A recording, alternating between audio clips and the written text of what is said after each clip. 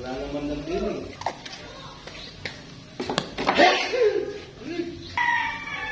Yung gulay natin.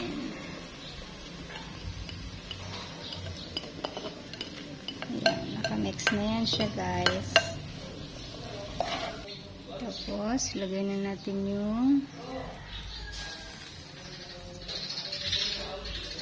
iba.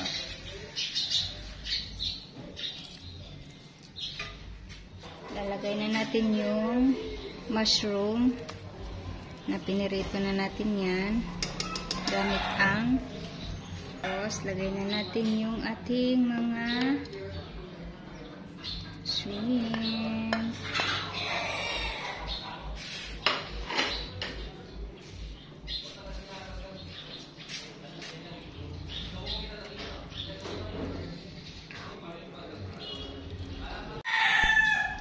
Uy, okay guys, sorry, hindi ko na na-video yung paglagay ko ng itlog.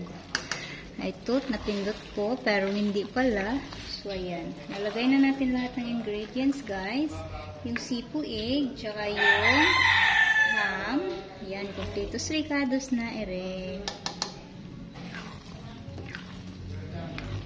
Oho, ready to serve na, guys, ang ating sipu egg.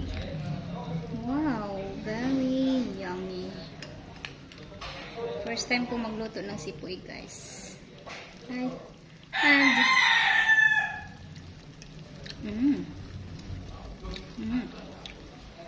So far, yummy. Wow. Sarap.